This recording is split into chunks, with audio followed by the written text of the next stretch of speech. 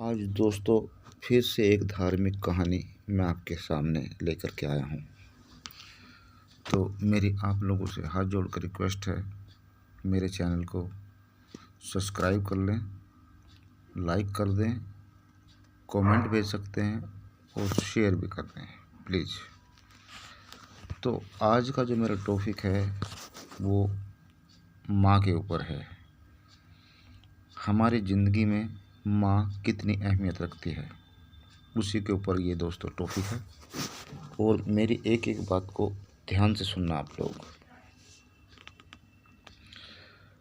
तो माँ की अहमियत कितनी है उसी के बारे में आज मैं आपको बताऊंगा। ये धार्मिक भी है और हमारे जीवन का दायित्व भी है, हमारा फ़र्ज भी है और माँ की ममता भी इसमें है। तो आप ध्यान से सुनिए दोस्तों। एक छोटा सा बच्चा एक घर में जन्म लेता है और जहाँ वो जन्म लेता है वो घर नहीं बल्कि एक झोंपड़ी होती है। उस झोंपड़ी में उसके माँ बाप हमेशा से गुज़र बसर करते आए हैं और वो उसी झोंपड़ी में रहते हैं और उसी झोंपड़ी में वो बच्चा पैदा होता है। जैसे ही वो बच्चा पैदा होता है तो उसके बाप की यानी उसके पिता की मृत्यु हो जाती है। मृत्यु हो जाती है तो माँ ही उसका पालन पोषण करती है और माँ ही उसको पढ़ाती लिखाती है और माँ ही उसकी हर ज़रूरत को पूरी करती है। तो दोस्तों जब बच्चा यंगर हो जाता है, यंग उम्र में आ जाता है, उसे समाज की दुनियादारी की सोचन शक्ति उसकी काम करना शुरू कर देती है। तब वो सोचता है कि यार मैं इस झोंपड़ी में रहता हूँ और ये कब तक चलेगा, और लोगों की तरह मेरा भी एक अच्छा सा घर हो, अच्छा सोने का ठिकाना हो, एक बिस्तर हो, एक ओढ़ने के लिए सर्दी में हो तो एक रजाई हो, गर्म कपड़ा हो, और गर्मी हो तो एक बारीक सी मलमल की चादर हो। ऐसे सपने उसने देखने शुरू किए। इन सपनों को देखने के साथ साथ उसने जो है एक प्रण लिया, एक कसम खाई कि मैं अपने जीवन में एक कसम खाता हूँ कि ये तो बहुत छोटी चीज़ें मैं सोच रहा हूँ जो मैंने सोचा है, मेरा भी औरों की तरह मकान हो।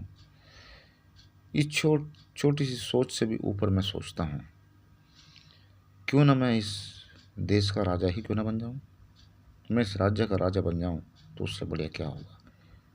और हाँ, मैं बन के दिखाऊंगा, मैंने ठान लिया है और उसने प्रतिज्ञा कर ली, कसम खा ली कि मैं एक दिन राजा ही बन के दिखाऊंगा।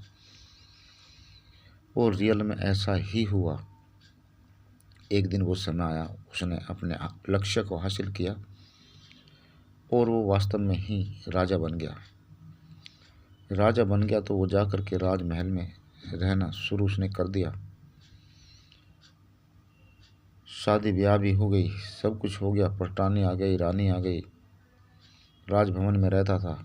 लेकिन उसकी माँ उस ही झोंपड़े में रहती थी जहाँ उसके फादर की मृत्यु हुई थी। यानी उसकी माँ उस झोपड़ी को छोड़ना नहीं चाहती थी। तो दोस्तों जब वो लड़का राजा बन गया, एक दिन उसे ज्ञात हुआ कि अरे यार, मैं इतनी बड़ी प्रजा के ऊपर राजा हूँ, इस प्रजा का एक तरह से मालिक हूँ। लोग मेरे बारे में क्या क्या सोचते होंगे, क्या क्या कहते होंगे। मैं एक राजा हूँ और मेरी माँ जो है एक झोंपड़ी में रहती है, एक राजा की माँ झोंपड़ी में रहती है। पीछे से लोग ज़रूर बातें करते होंगे, मुंह पे शायद कहने की कोई हिम्मत ना करे। ऐसा सोचते हुए एक दिन वो घोड़े पे सवार हुआ और अपनी माताजी के पास झोपड़ी में पहुंच गया, जहां वो उनकी माताजी झोपड़ी में रहती थी। जब वो वहां झोपड़ी पे पहुंचा, उसने जाकर के माँ को प्रणाम किया, पैर छुए, नमस्कार करते हुए माँ से बोला, हे माँ, अब मैं राजा हूँ और ये सब मेरी प्रजा है, और आप इस राजा की माँ हैं, और आपको इस झोंपड़ी में रहना शोभा नहीं देता, क्योंकि आप एक राजा की माँ हो। आप उठिए, चलिए और मेरे घोड़े पे बैठिए और मेरे राजभवन में चलिए, और आप वहीं बाकी का जीवन व्यतीत करिए। माँ ने बोला, नहीं बेटा, मैं वहाँ नहीं जा सकती। यहाँ इस झोपड़ी में तेरे पिता की आत्मा, तेरे पिता की यादें बसी हैं। मैं इस झोपड़ी को छोड़ करके तेरे साथ नहीं जाऊंगी। ये सुनते हुए उस लड़के ने, जो राजा था, उसने कहा, हे माँ, आखिर मैं राजा हूँ। ऐसी क्या चीज़ है जो मैं तुझे नहीं दे सकता? सब कुछ मेरे पास है, मैं इस राज्य का राजा हूँ। असंभव चीज़ को भी मैं संभव कर सकता हूँ, इतनी क्षमता मेरे पास है, इतना समर्थ है मेरे पास।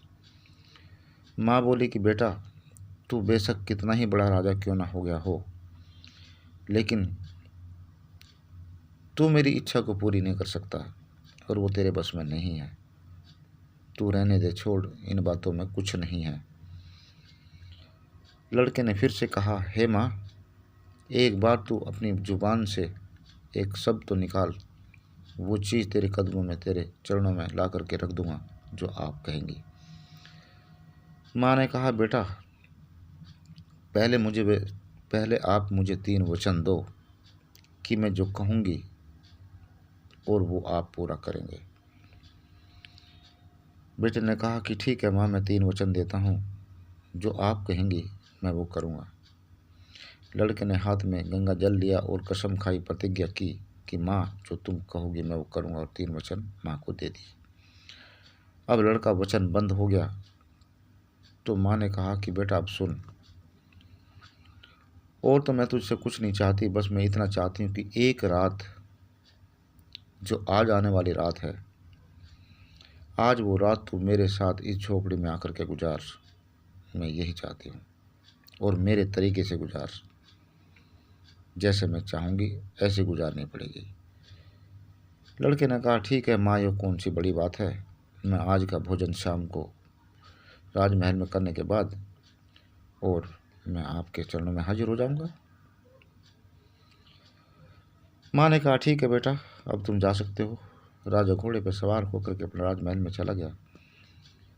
दिन भर अच्छा बीता। शाम को बच्चे को याद आई, राजा को याद आई, लड़के को याद आई कि माँ को मैंने वचन दिए हैं, तो अब मुझे शाम ढल गई है, अब मैं भोजन ग्रहण कर लेता हूँ, और उसके बाद आज तो मुझे माँ के साथ ही सोना है। तो राजा साहब भोजन ग्रहण कर लेते हैं, और भोजन ग्रहण करने के बाद में जैसे ही अंधेरा हो जाता है, अपने घोड़े पर सवार होकर और माँ के दरबार में, वहीं झोपड़ी में पहुँच जाते हैं। जा कर के वही माँ के चरण स्पर्श करके, चरणों को छू करके प्रणाम कर करके माँ ने कहा, माँ मैं आ गया हूँ। कि ठीक है बेटा, लेकिन उससे पहले बीच में कुछ बात रह गई। माँ को तो पता था कि राजा आज आने वाला है। माँ ने उसके आने से पहले एक बहुत अच्छा सुंदर सा बिस्तर बिछाया, और उस बिस्तर के ऊपर एक बाल्टी पानी डाल दिया, और ऊपर से फूलों की बरसात कर दी। और जैसे ही राजा वहाँ पहुँचा, उसने कहा, मैं आ गया हूँ माँ। तो माँ ने कहा कि ठीक है बेटा, अब तो सोने का ही टाइम हो गया, दुनिया सो रही है, आओ हम भी सोते हैं। बोला, ठीक है माँ। लड़का जैसे ही आगे बढ़ा, माँ ने कहा, बेटा नहीं, ये जितने तन के ऊपर सारे कपड़े हैं सब उतार दो, और तब आकर के मेरे बराबर में लेट जाओ। राजा ने बड़ा संकोच किया और मन में सोचा कि माँ, ये क्या बोल रही हैं आप? माँ ने कहा, बेटा आप वचनबद्ध हो, आपने 3 वचन मुझे दिए हैं, जैसे मैं कहूँगी आज मेरे मुताबिक आपको ऐसा ही करना पड़ेगा। लड़का वचनबद्ध था, मजबूर था। लड़के ने कहा, माँ ठीक है, जैसा आप कहोगी मैं ऐसा ही करूँगा। लड़के ने सारे कपड़े उतार दिए और सोने के लिए चला, तो माँ ने बोला, नहीं बेटा, अभी ये 2 कपड़े चड्डी और बनियान बाकी हैं, इनको भी उतार दो। लड़का जवान था, राजा था। लड़के ने कहा, माँ तुम्हें लज्जा नहीं आ रही ऐसा कहते हुए?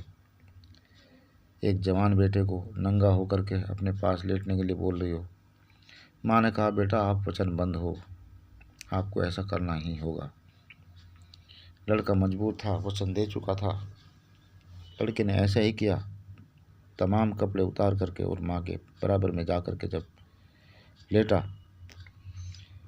माँ को तो लेटते ही नींद आ गई, लेकिन बेटा रात भर सो नहीं सका क्योंकि बिस्तर नीचे गीला था और ऊपर से उसको लज्जा भी आ रही थी। सुबह जब दिन निकला, चिड़िया चहकी, सूरज की किरणें निकली, थोड़ी रोशनी हुई तो माँ तो उठ खड़ी हुई और लड़का तो पूरी रात सोया ही नहीं था, वो तो जगा ही हुआ था। माँ ने कहा, बेटा उठो अब कपड़े पहन लो। बेटा उठा, जल्दी से कपड़े पहने।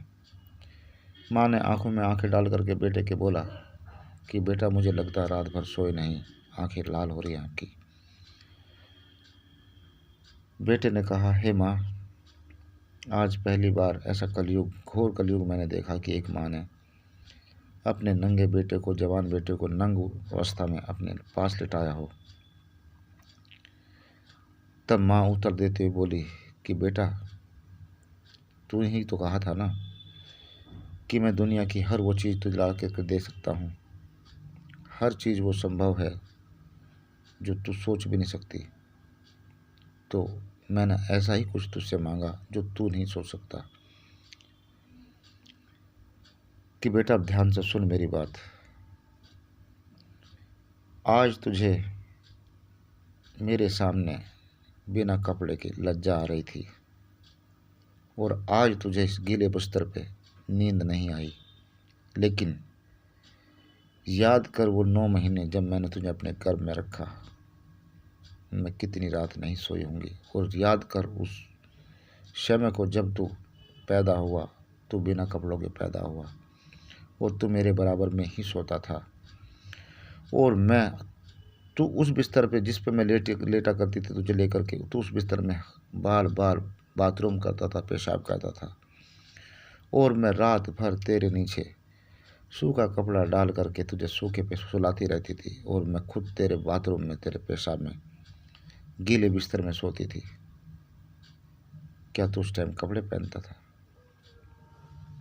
इतना सुन करके लड़का सब कुछ समझ चुका था और सीधे नतमस्तक होकर के माँ के चरणों में लेट गया और माँ से बोला, माँ मैं सब कुछ समझ गया, मुझे क्षमा कर दे माँ।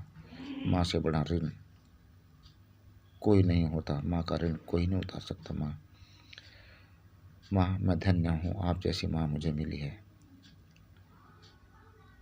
लड़के ने क्षमा याचना मांगी और माँ से प्रार्थना की कि माँ अब मैं समझ गया, अब आप इस झोपड़े में रहोगी तो मैं राजमहल छोड़ करके मैं भी आपके साथ इस झोपड़े में ही रहूँगा। तो ये थी एक माँ की कहानी, जो माँ का कर्ज होता है, माँ का दायित्व होता है और बेटे का प्यार होता है, बेटे का फ़र्ज होता है। तो दोस्तों आज के लिए ये टॉपिक बहुत, आगे फिर कभी इसी तरह की एक सच्ची घटना, एक धार्मिक कहानी लेकर के आपके सामने आऊँगा। तब तक के लिए मैं आपसे हाथ जोड़ करके विदाई चाहता हूँ। नमस्कार, धन्यवाद, थैंक यू, शुभ रात्रि, शब खैर। और हाँ दोस्तों, इतना ज़रूर कहूँगा कि ये बात आपको अच्छी लगी हो तो इस बात को कुछ लोगों तक ज़रूर भेज देना, ताकि औरों को भी माँ का दायित्व समझ में आए, कर्तव्य समझ में आए और मेरे इस छोटे से चैनल को सब्सक्राइब, लाइक और कमेंट, शेयर। थैंक यू दोस्तों, धन्यवाद, गुड नाइट।